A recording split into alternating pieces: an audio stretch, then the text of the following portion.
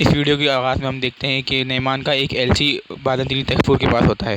नईमान का एलची कहता है कि कमांडर नईमान आपके जवाब के मुंतज़र हैं। जिस पर तैफूर उससे पूछता है कि नईमान की फ़ौज में कितने लोग हैं। जिस पर एलची जवाब देता है हज़ारों की तादाद में उसके लिए जान देने के लिए निछावर है।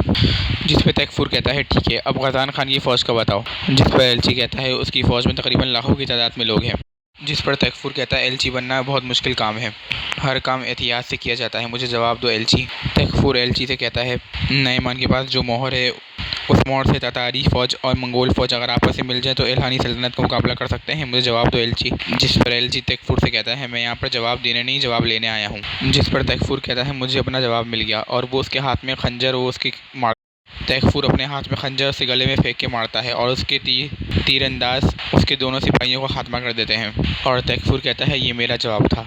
जिस पर उसका खास आदमी पूछता है हमने क्या सही फैसला किया है जनाब। जिस पर तैफूर जवाब देता है कि कटे हुए सर ऊंचे सर से बेहतर होते हैं, मैं उस्मान का खात्मा करने के लिए गज़ान खान से दुश्मनी नहीं बोल सकता, वक्त आने पर इस जंग को मैं ही ख़त्म करूँगा। फिर हमें उस्मान साहब को दिखाया जाता है जहाँ पर उस्मान साहब अपने सिपाहियों के साथ जा रहे थे। अचानक से वो अपना रास्ता बदल लेते हैं। कहता है यानी शहर का रास्ता इस तरफ है जनाब। जिस पर उस्मान कहता है कि हम कुनाबा के करीब गार में जा रहे हैं, यानी शहर नहीं जाएंगे अभी।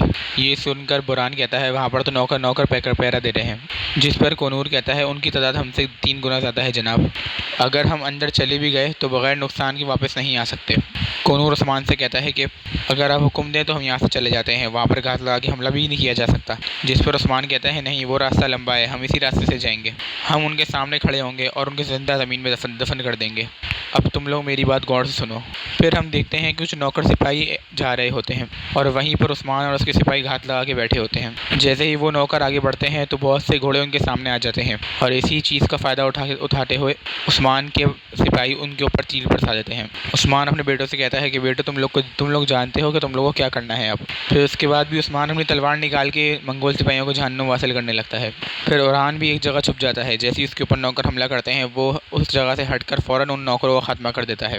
इन सब नौकरों का खात्मा करने के बाद उस्मान इन लोगों से कहता है मैं तुम सबको मार डालूंगा और एक एक चुन चुन के तुम लोग को इस सरजमीन से बाहर फेंकूंगा। उस्मान अपने सिपाहियों से कहता है अब हम सुल्तान मसूद के पास जाएंगे, हम उनको ज़्यादा इंतज़ार नहीं करवाएंगे। फिर उसके बाद हमें रात का वक्त दिखाया जाता है जहाँ पर उस्मान साहब सुल्तान मसूद के पास पहुँच चुके होते हैं। उस्मान सुल्तान मसूद से कहते हैं कि बहुत जल्द हम लोग बहुत बड़ी जंग शुरू करने वाले हैं, लेकिन नईमान की क़यादत में अभी भी गोनियाँ हैं। जिस पर उस्मान सुल्तान मसूद से कहता है कि एक वक्त ऐसा भी था जब आप आए थे और गेहातू को मारने से मुझे रोक रहे थे। जिस पर सुल्तान मसूद कहते हैं ये सब मैंने मसाइल से बचने के लिए किया था। जिस पर मैं सोच रहा था कि अमन बरकरार रखने का यही एक तरीका है।